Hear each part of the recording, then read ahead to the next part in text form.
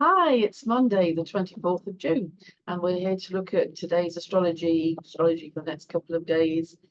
And I'm going to start with a share so you can see the chart that we are looking at. There we are. So we've got, this is, this afternoon. So hops 2 this afternoon. And we've got the sun having risen this morning and gone over the midheaven. The sun is coming into the 8th house and going down as it was set here this evening. So the sun is now at 3 Cancer. We've got Venus at 9 Cancer and Mercury at 15 of Cancer. So they're all galloping along. The thing that I want to talk about today, though, is something that might have been missed again because it involves an asteroid.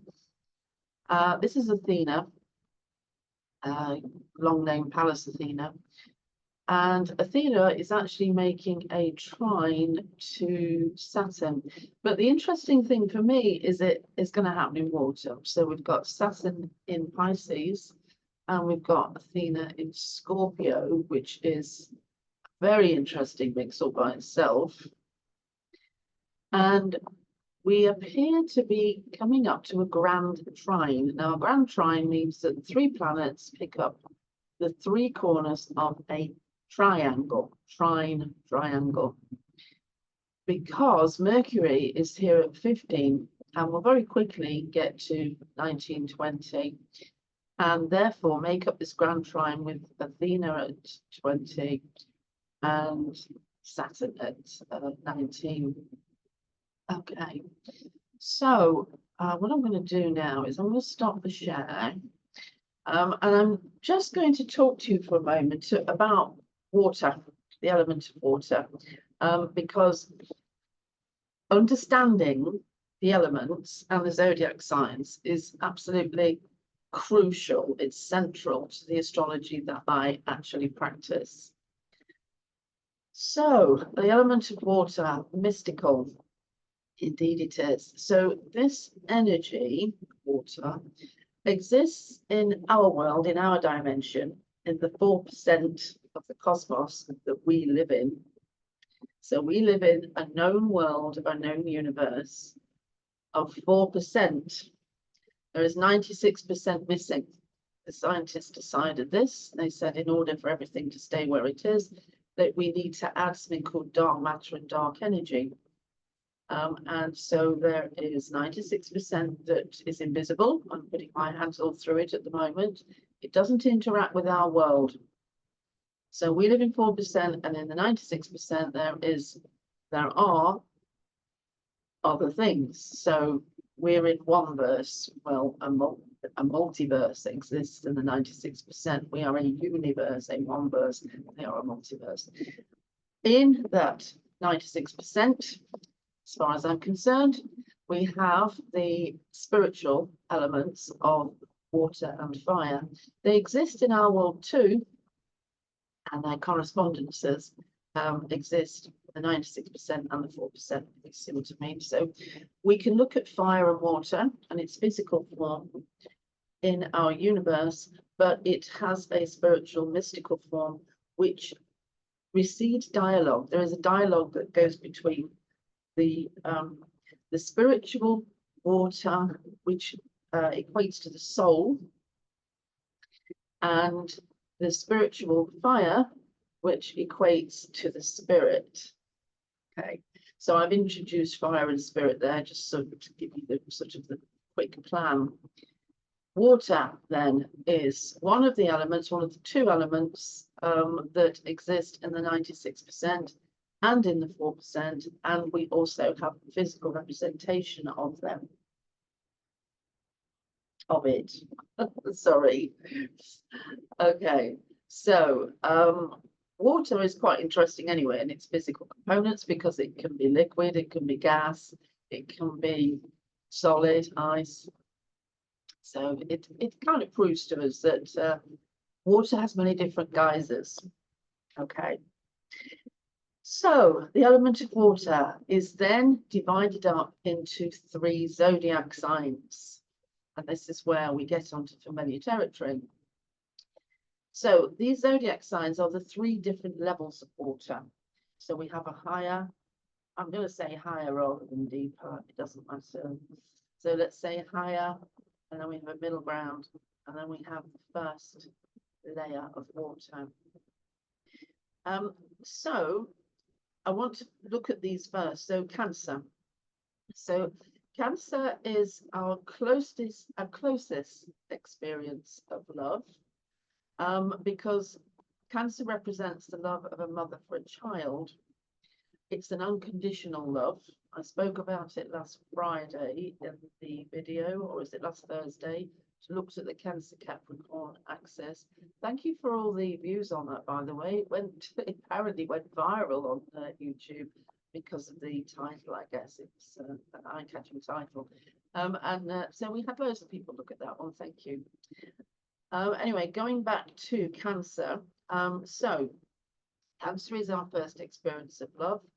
The greatest love that we know of is that of a mother for a child. And it is an unconditional love, and it's in its pure first early form, a form that we recognize and we work with as human beings quite easily. The middle layer of water is where we find Scorpio. Now, Scorpio represents sexual love and sexual desire, and everything which is deep, underground, dark. It's all about the world of 2, not the world of 1. And it also uses sex and desire to make gains. There is a component here which is used in bartering. This is all the subterranean dark world of Scorpio. Now, I said this interesting partnership of a planet in Scorpio, Athena.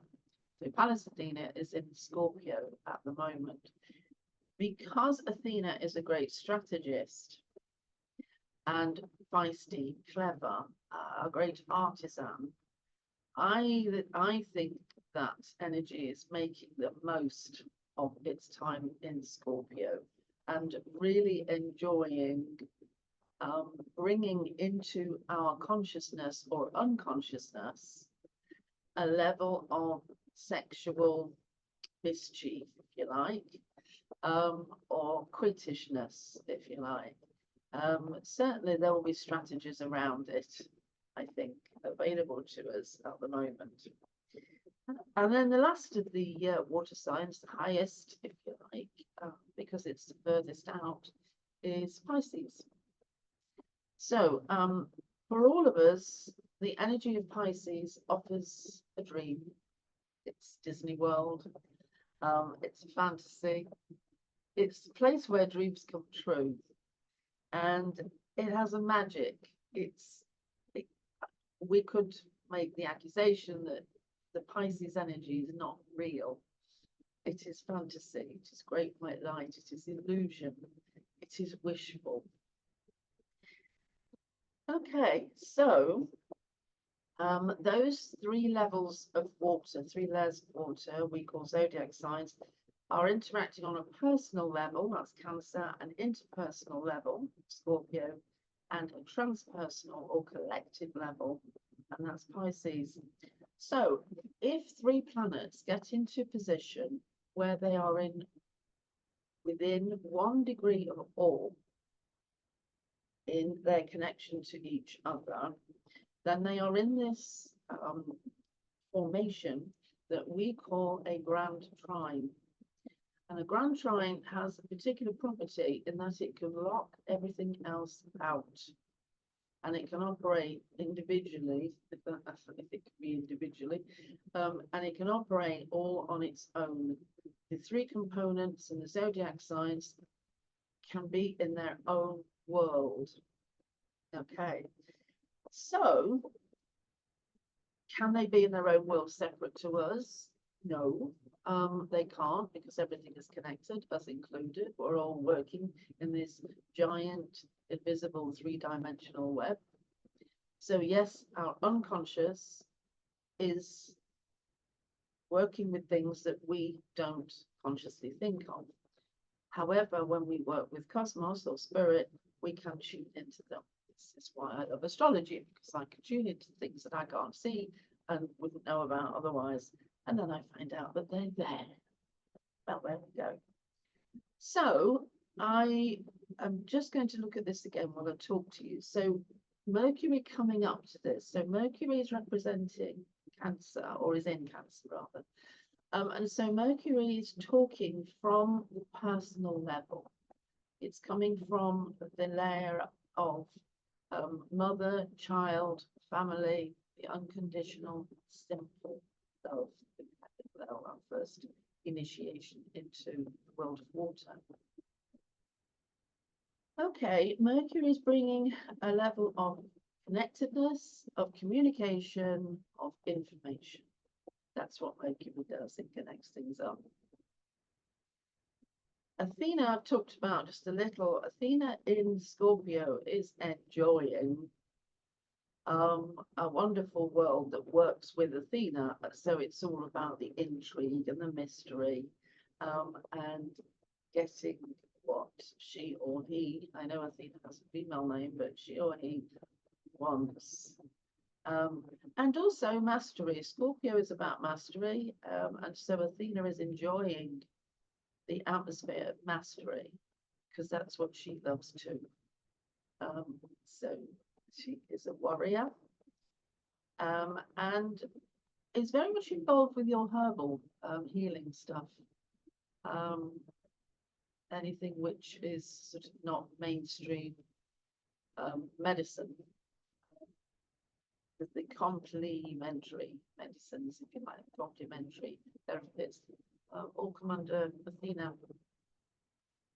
Okay, so that's adding a little bit of mysterious stuff. And then, okay, Saturn in Pisces. Okay, what's Saturn all about? Well, what Saturn does is it offers a testing time, or gives the zodiac sign a testing time. Let's put it like that. And so if we are taking the world of Pisces and we're saying it's a dream, it's phantasmical, it's full of whimsical stuff, and it's not really reality, the opposite sign is reality.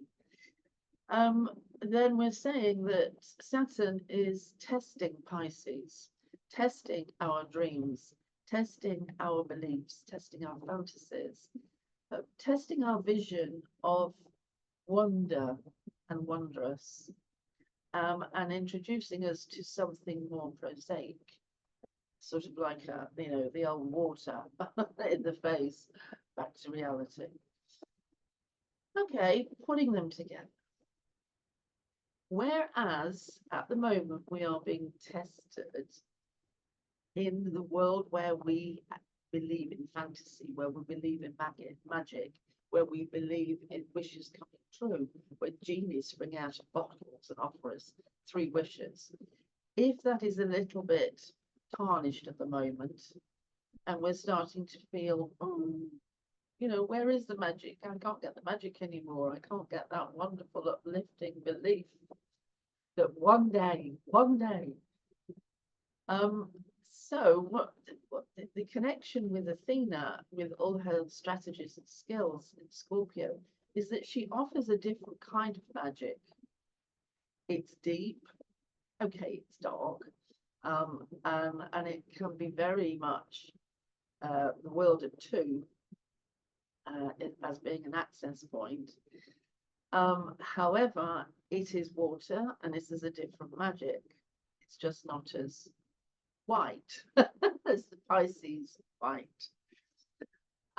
Mercury, sitting over there and connecting up in Cancer, is offering a knowledge, a connectivity.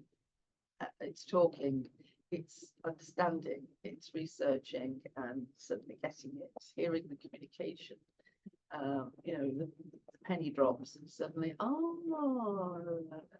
is enabling, and it's also enabling there to be activity around this theme. Okay, so we have in the feminine, in the underworld, an ability to access something which might compensate for the loss of the fantasy, the dream, the make-believe. It's tantalizing, but it's real. It is possible using the skills of Athena to conjure up as an artisan. She's very, very gifted at making things, weaving and making anything really crafty crafts. Okay, maybe it's not that physical, but does that give you a little idea of how you could be a little bit crafty, a little bit canny about her ability to make things that can't be gifted at this time by just listening to Pisces' sheer magic? You know, the wondrous fantasy magic. Maybe the magic of this is a little more wicked or a little more underground. But there's something there, there's a skill here. And Mercury, of course, is communicating it and enabling, and the whole of the water world, therefore, is involved. So when I say the whole of the water world, we've got the personal, we've got the interpersonal, we've got the collective, and water is soul, so it's world soul, and it's our little bit of soul, and it's collective soul. And water, as we know, is fluid. It keeps everything running, sapping the trees, etc. So I know that's a little bit dense, what I've just spoken about. I know it's a little bit obscure and not fabulously clear, like today you will get a new bicycle and a man with an M in his name and a green door will enter your life. I know I'm not offering that. This is my world where it's much more deep, and it takes, you have to understand things in layers, and you do have to understand the real makeup of the cosmos. You have to know exactly how it's constructed in order to follow my work, and I offer that. There we go. Anyway, I'm just hoping that was useful, and you got something out of it. Now, as I say, this is gaining strength. When we get to Thursday, it won't be the strongest day. The strongest day is actually Wednesday. The day before is always the strongest day, or the time before. By the time we get to the peak, it's almost gone. The bow wave comes first with these things.